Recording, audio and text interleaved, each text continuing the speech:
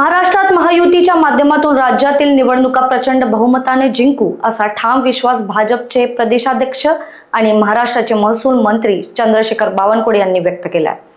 नागपूरमध्ये झालेल्या महत्त्वाच्या बैठकीत जिल्हा सहकारी बँकेच्या भांडवलावर, न्यायालयातील न्यायाधीशांच्या सुरक्षेवर आणि आगामी स्थानिक स्वराज्य निवडणुकांवर सखोल चर्चा करण्यात आली आहे। प्रदेशाध्यक्ष रवींद्र चव्हाण, उपमुख्यमंत्री देवेंद्र फडणवीस आणि वरिष्ठ नेतृत्वाने आगामी निवडणुकांसाठी बावनकुळे यांच्यावर राज्य प्रभारीची जबाबदारी सोपवली आहे। बावनकुळे म्हणाले, महायुतीच्या माध्यमातून महाराष्ट्रातील सर्व महानगरपालिका, जिल्हा परिषद आणि नगरपंचायतीच्या निवडणुका आम्ही बहुमताने जिंकू असा मला पूर्ण विश्वास है।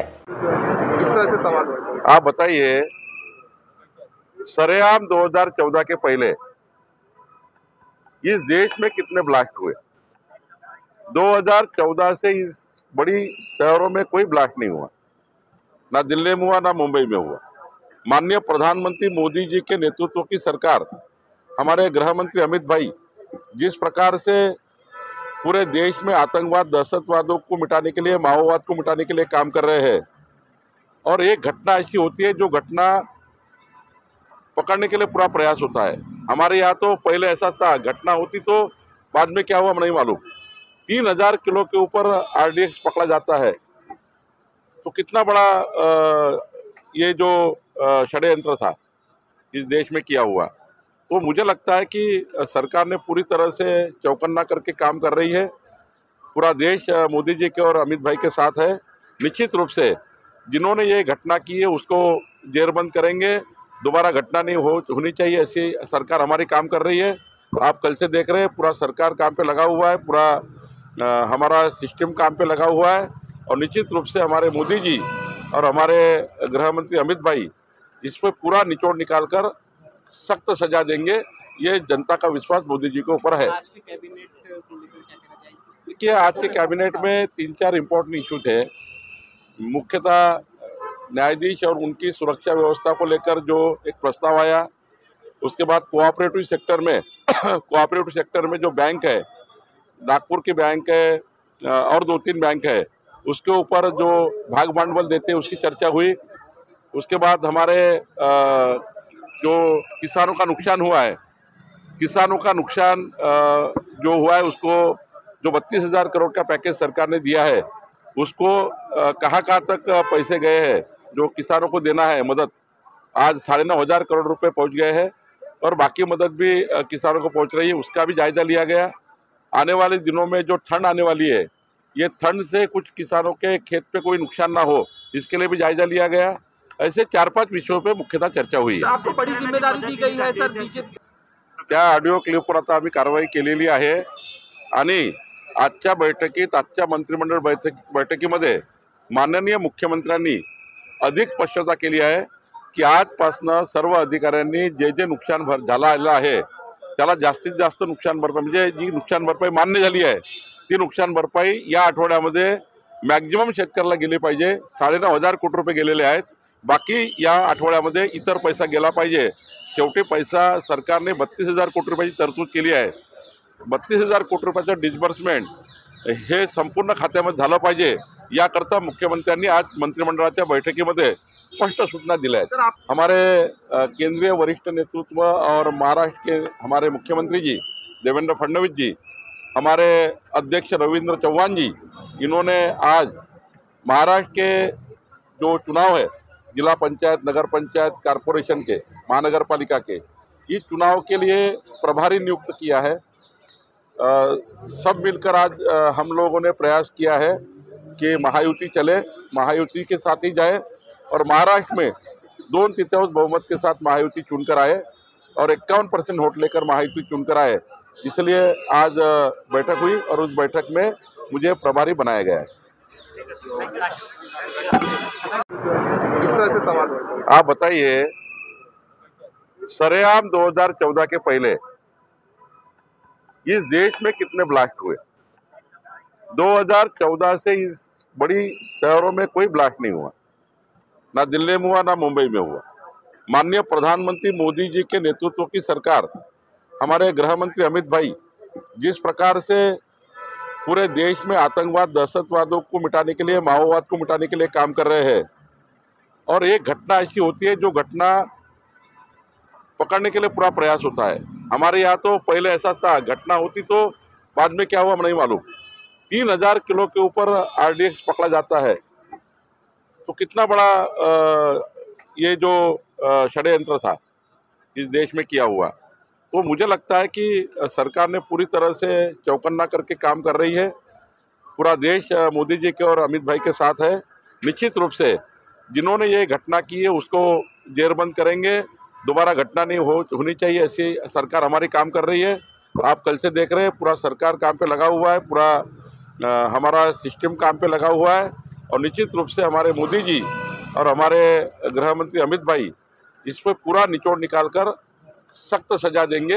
ये जनता का विश्वास मोदी जी के ऊपर है। आज के कैबिनेट को लेकर क्या कहना चाहेंगे? देखिए, आज के कैबिनेट में 3-4 इम्पोर्टेंट इशू थे। मुख्यतः न्यायाधीश और उनकी सुरक्षा व्यवस्था को लेकर जो एक प्रस्ताव आया, उसके बाद कोऑपरेटिव सेक्टर में कोऑपरेटिव सेक्टर में जो बैंक है, नागपुर की बैंक है और 2-3 बैंक है, उसके ऊपर जो भाग भांडवल देते हैं उसकी चर्चा हुई। उसके बाद हमारे जो किसानों का नुकसान हुआ है, किसानों का नुकसान जो हुआ है उसको जो 32,000 करोड़ का पैकेज सरकार ने दिया है उसको कहाँ तक पैसे गए हैं, जो किसानों को देना है मदद, आज 9,500 करोड़ रुपए पहुंच गए हैं और बाकी मदद भी किसानों को पहुंच रही है, उसका भी जायजा लिया गया। आने वाले दिनों में जो ठंड आने वाली है, ये ठंड से कुछ किसानों के खेत पे कोई नुकसान ना हो, इसके लिए भी जायजा लिया गया। ऐसे 4-5 विषयों पे मुख्यतः चर्चा हुई है। आपको बड़ी जिम्मेदारी दी गई है सर बीजेपी। त्या ऑडिओ क्लिपवर आता आम्ही कारवाई केलेली आहे आणि आजच्या बैठकीत, आजच्या मंत्रिमंडळ बैठकीमध्ये माननीय मुख्यमंत्र्यांनी अधिक स्पष्टता केली आहे की आजपासून सर्व अधिकाऱ्यांनी जे जे नुकसान झालं आहे त्याला जास्तीत जास्त नुकसान भरपाई, म्हणजे जी नुकसान भरपाई मान्य झाली आहे ती नुकसान भरपाई या आठवड्यामध्ये मॅक्झिमम शेतकऱ्याला गेली पाहिजे। 9,500 कोटी रुपये गेलेले आहेत, बाकी या आठवड्यामध्ये इतर पैसा गेला पाहिजे। शेवटी पैसा सरकारने 32,000 कोटी रुपयाची तरतूद केली आहे। 32,000 कोटी रुपयाचं डिस्बर्समेंट हे संपूर्ण खात्यामध्ये झालं पाहिजे, याकरता मुख्यमंत्र्यांनी आज मंत्रिमंडळाच्या बैठकीमध्ये स्पष्ट सूचना दिल्या आहेत। हमारे केंद्रीय वरिष्ठ नेतृत्व और महाराष्ट्र के हमारे मुख्यमंत्री जी देवेंद्र फडणवीस जी, हमारे अध्यक्ष रविंद्र चौहान जी, इन्होंने आज महाराष्ट्र के जो चुनाव है, जिला पंचायत, नगर पंचायत, कारपोरेशन के, महानगर पालिका के, इस चुनाव के लिए प्रभारी नियुक्त किया है। सब मिलकर आज हम लोगों ने प्रयास किया है कि महायुति चले, महायुति के साथ ही जाए और महाराष्ट्र में 2/3 बहुमत के साथ महायुति चुनकर आए और 51% वोट लेकर महायुति चुनकर आए। इसलिए आज बैठक हुई और उस बैठक में मुझे प्रभारी बनाया गया है।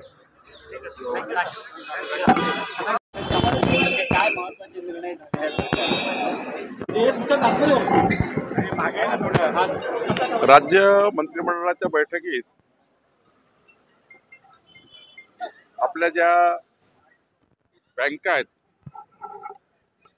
त्या बँकाला नागपूरची मध्यवर्ती सहकारी जिल्हा सहकारी बँक आहे, या जिल्हा सहकारी बँकेचं जे भागभांडवल आहे त्याबद्दल चर्चा झाली आणि महत्त्वाच्या 3-4 विषयावर चर्चा झाली आहे। या बैठकीमध्ये प्रामुख्याने न्यायाधीशाच्या सिक्युरिटी विषयावर चर्चा झाली, म्हणजे सिक्युरिटी फोर्सेस त्या ठिकाणी देण्याबद्दलची, अशा 7-8 विषयावर चर्चा झाली आहे।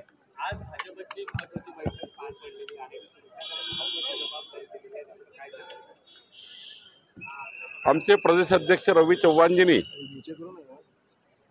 आणि माननीय मुख्यमंत्री देवेंद्र फडणवीसजी आणि वरिष्ठ नेतृत्वाने माझ्यावर येणाऱ्या स्थानिक स्वराज्य संस्थेच्या निवडणुकीमध्ये या निवडणुकीचा प्रभारी म्हणून मी कामकाजामध्ये सहकार्य करावं अशी भूमिका रवींद्र चव्हाणजींनी या ठिकाणी व्यक्त केली आणि आज त्यांनी माझ्यावर जबाबदारी दिली आहे।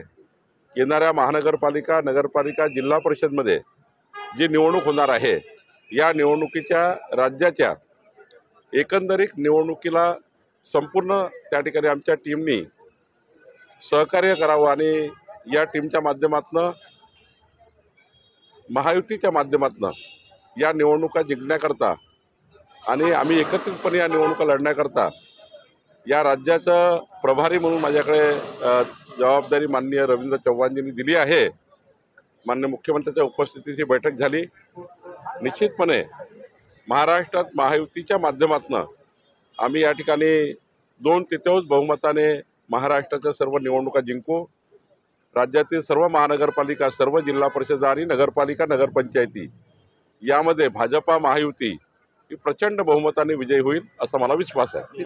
माननीय मुख्यमंत्र्यांच्या उपस्थितीमध्ये, माननीय देवेंद्र फडणवीसजींच्या उपस्थितीमध्ये आमचे सहसंघटन मंत्री शिवप्रकाशजी, माननीय रवींद्र चव्हाणजी यांच्या उपस्थितीमध्ये राज्यातले 36 प्रभारी, जिल्हा प्रभारी जे आम्ही ज्यांची निवड केली आहे त्यांची बैठक झाली आणि या बैठकीमध्ये जिल्हा वाईज त्या ठिकाणी आम्ही संपूर्ण निवडणुकीचा आढावा घेतला। महायुती कशी राहील याबद्दल चर्चा केली आणि मला विश्वास आहे की ज्या पद्धतीचं प्रेझेंटेशन 3 तास सर्व प्रभारी जिल्हा प्रभारी यांनी सादर केलं तर त्यामध्ये जे आकडे आले आहेत त्यामध्ये तर मला असं दिसतं आहे की 51% वर मतं घेऊन महायुती 2/3 बहुमताने महाराष्ट्रामध्ये विजय होईल। तीनही पक्षांमध्ये समन्वय ठेवण्यासाठी मोठी कसरत करावी लागेल का? कारण कोल्हापूरमध्ये दोन्ही ठिकाणी राष्ट्रवादी एकत्र आलेले आहे, काही ठिकाणी महाविकास आघाडीच्या नेत्यांसोबत गेलेले आहे। ज्या ठिकाणी मित्र लढतात आहे, महायुतीचे मित्रपक्ष लढत आहे त्या ठिकाणी मात्र कुठलाही मतभेद आणि मनभेद होणार नाही याची काळजी भाजपाने घेतली आहे। आता महायुतीची बैठक आहे 2 वाजता, त्या बैठकीमध्ये अधिक स्पष्टता होईल। ज्या ठिकाणी असे महायुतीमध्ये जे समन्वय नाही आहे त्या ठिकाणी समन्वयाचा विचार आज आम्ही करतो आहे। आम्ही हे ठरवलं आहे की 3 मंत्री एका जिल्ह्यामध्ये, एक भाजपाचा, एक शिवसेनेचे आणि एक राष्ट्रवादीचे 3 मंत्री आम्ही त्या ठिकाणी समन्वयक असणार आहे आणि ती समन्वयक मंत्र्याची यादी आम्ही आज जाहीर करणार आहे। ती यादीवर आमचे मंत्री त्या ठिकाणी जाऊन 3ही पक्षाला घेऊन बसतील आणि समन्वय करून आम्ही निवडणुका लढू। नाही तर आम्ही आजच माझे माननीय रवींद्र चव्हाणजींनी प्रभारी म्हणून नियुक्त केलेली आहे। मी त्यावर रवी चव्हाणजी मी लक्ष टाकणार आहे। ज्या ठिकाणी माननीय एकनाथजी अजितदादाशी बोलण्याची गरज आहे त्या ठिकाणी आम्ही बोलू, काही ठिकाणी ते आमच्याशी बोलतील, पण निश्चितपणे हे जे महायुतीमध्ये लढण्याचा आमचा जो प्रयत्न आहे तो कायम राहील। काही ठिकाणी स्थानिक जे वाद आहेत त्या वादातनं काही स्टेटमेंट येत आहे किंवा काही त्या ठिकाणी बोलल्या जात आहे, पण मला असं वाटतं काही स्थानिक वाद आहे त्यावरनं ह्या टीका टिप्पणी होत आहे। पण ओव्हरऑल राज्याचा विचार केला तर महायुतीचंच त्या ठिकाणी गेलं पाहिजे असं सर्वमत झालं आहे। आत्ताही माननीय मुख्यमंत्र्यांनी आमच्या प्रभाऱ्यांना सूचना दिल्या आहे की जास्तीत जास्त आपण महायुतीवर जा, महायुतीच्या पक्षावर कोणी त्या ठिकाणी टीका टिप्पणी करू नका, महायुतीच्या बद्दल काही बाहेर बोलू नका, याबद्दलच्या सूचना दिल्या आहेत। आजही माननीय मुख्यमंत्री देवेंद्र फडणवीसजींनी सूचना दिल्या आहेत। राज ठाकरे साहेबांनी जर या पर्यटन आराखड्याचा जर अभ्यास केला किंवा त्यांनी त्याचं प्रेझेंटेशन बघितलं, ते सुद्धा मान्यता देतील आणि ते सुद्धा त्या पर्यटन स्थळाच्या विकासाला मदत करतील। माननीय अजितदादांनी यापूर्वी स्पष्ट केलं आहे की त्यांना या प्रकरणाची काही माहिती नाही, त्यांनीच त्या ठिकाणी आपल्याला स्पष्टता दिली आहे। परंतु संपूर्ण महसूल खात्यामध्ये हा विषय आहे, आमच्या अखत्यारीत आहे, त्यामुळं महसूल खात्याने गुन्हे दाखल करण्यापासून आमच्या अधिकाऱ्यांना काढून टाकण्यापर्यंत कारवाई केली आहे। विकास खारगे समिती तयार केली आहे, महिन्याभरात रिपोर्ट येईल। शेवटी जागा सरकारची आहे, गव्हर्नमेंट लँड आहे आणि गव्हर्नमेंट लँडवर कुठलेही व्यवहार हे अधिकृत नसतात। त्यामुळं जे काही व्यवहार ज्यांनी केले आहे त्यांच्यावर आम्ही फौजदारी गुन्हा दाखल केला आहे। आता लिहून देणाऱ्यांनी कसं लिहून दिलं, लिहून घेणाऱ्यांनी कसं लिहून घेतलं हे जरा बघावं लागेल, पण या ठिकाणी कुठलाही व्यक्ती सुटणार नाही ही खबरदारी महसूल मंत्री म्हणून मी घेईन। कुठल्या नियमात ती नोटीस दिली आहे? IGR कडला मुद्रांक अधिनियम जो आहे त्या नियमात ती जर नोटीस दिली असेल तेही बघू, मी अजून ती नोटीस बघितली नाही आहे। पण आज मी विकास खारगेजींना सांगितलं आहे की आमच्या IGRशी बोलून शेवटी एखादा व्यवहार रद्द करायचा असेल आणि सरकारी जमीन सरकारची आहे त्यावेळी त्या व्यवहाराला अधिकृत मान्यता द्यायची का, पैसे भरून वगैरे चेक करावं लागेल, पण जे काही आहे ते नियमात होईल, नियमाच्या बाहेर काही होणार नाही। सरकारची जागा सरकारला परत येईल आणि जे काही असे व्यवहार झाले असतील ते व्यवहार रद्द करण्यासाठी सरकार कारवाई करेल. नाना पटोलेंनी समजून घेतलं पाहिजे 3000 किलोच्या वर RDX किती मोठं त्या ठिकाणी षडयंत्र होतं आणि हे षडयंत्र पकडण्यात आलं आणि त्यातून हे घटना घडली आहे. घटना दुर्दैवी आहे. जे मृत्यू झाले आहेत त्याबद्दल प्रचंड वेदना आम्हाला आहे. पण या ठिकाणी या घटनेतनं त्या दहशतवाद्यापर्यंत पोहोचणे, ज्यांनी हा हल्ला केला, ज्यांनी हा स्फोट घडवून आणला, त्यांच्यापर्यंत पोहोचण्यात सरकार काम करत आहे. शेवटी घटना घडू नये. घटना झाली तर त्या घटनेचा शोध लावून त्या आरोपीला जेरबंद करणे आणि पुन्हा अशी घटना होणार नाही याची काळजी घेणे ही सरकारची जबाबदारी ती आम्ही घेतो आहे. आमचं सरकार घेत आहे. आमचे प्रधानमंत्री मोदीजी, आमचे देशाचे गृहमंत्री अमित भाई या ठिकाणी कालपासून या संपूर्ण घटनेला ज्या पद्धतीने मॉनिटर करतायत आपण बघितलं आहे. नाना पटोलेजींनी या घटनेचं राजकारण करू नये. नाना पटोलेजींनी अशा घटनाचं राजकारण करून त्या ठिकाणी या देशाची जी आपली संस्कार संस्कृती आहे, कारण कुठली घटना घडली तर संपूर्ण पक्ष आणि संपूर्ण समाज हा सोबत राहतो. या घटनेचं राजकारण होऊ नये. या घटनेमध्ये आपली सर्वांची जबाबदारी आहे की देशावर हल्ला जो होतो किंवा असे आतंकवादी हल्ले होतात किंवा दहशतवादी हल्ले होतात त्यावर त्यांना ठेचून काढलं पाहिजे. सर्व पक्षाने एकत्र येऊन या ठिकाणी ठेचून काढण्याची भूमिका ठेवली पाहिजे. सर, नाना पटोले ने सवाल उठाया दिल्ली ब्लास्ट को लेके, कहा कि ब्यूरो रिपोर्ट, लोकवाहिनी मीडिया, मुंबई.